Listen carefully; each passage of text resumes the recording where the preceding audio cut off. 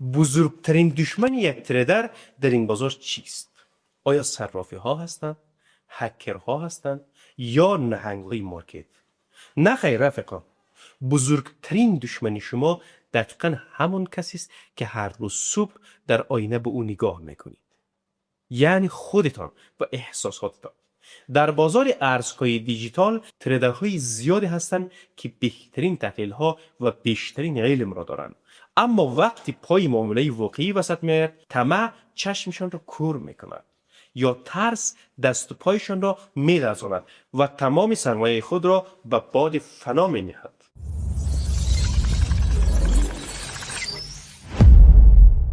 سلام و درود. به روز دهم از دوره 14 روزه از صفر تا تریدر خوش آمدید.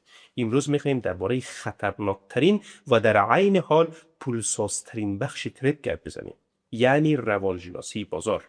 امروز یاد میگیریم که چطور به احساسات خود حاکم شویم تا در زمان پام به بازار اسیر طمع نشوید و در زمان ریزش دست پاچه نشوید.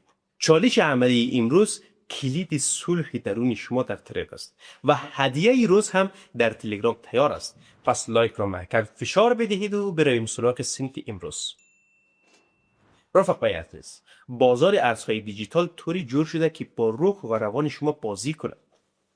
ما در ترید با دو غول ویرانگر سر و کار داریم. غول اول طمع نام دارد. چی وقت سراغتان میاد؟ وقتی که میبینید یک ارز به شدت بالا میرود. فوراً یک حسی در درونتان میگوید آفرین، کلی پولت را وارد کن تا فردا یک موتر لندکروز خوب بخری. و این حس میگویند ترس از جا ماندن یا فومو. شما بدون تحلیل در بالاترین قیمت میخرید و فوراً بعد از خرید شما بازار سقوط میکند و سرمایه کن کاملا از بین میرود.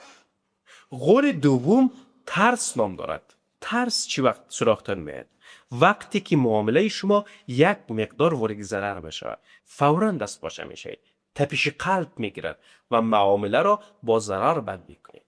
اما درست چند دقیقه بعد بازار دوباره بالا میرود و به هدفی که تحلیل کرده بودید میرسد.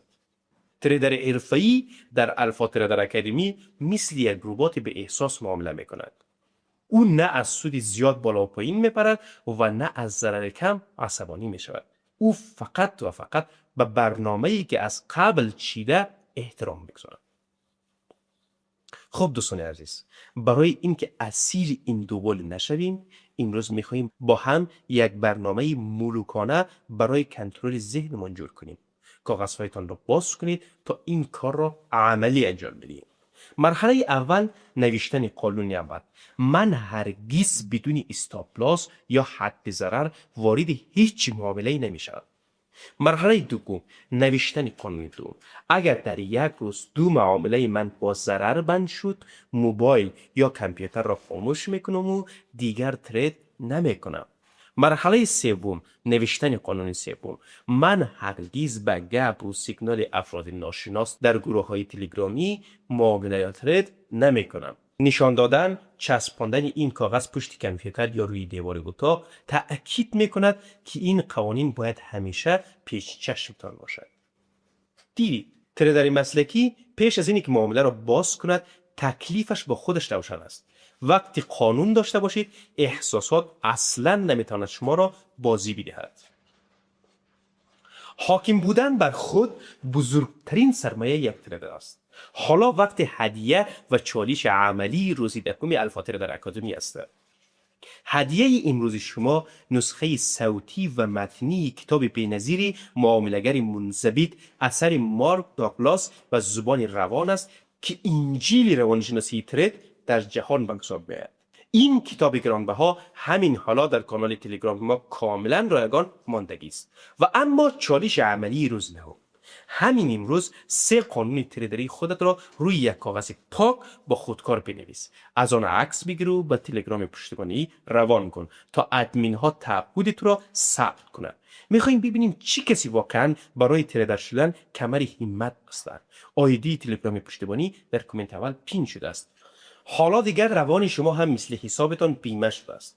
فردا در روز 11 دوره می رویم سراغ یک موضوع بسیار داغ یعنی آموزش کامل تشخیص شیت کوین ها و پروژه های کلاهبرداری تا یاد بگیرید چطور تبلیغ های انفجاری بازار را خنثی کنید.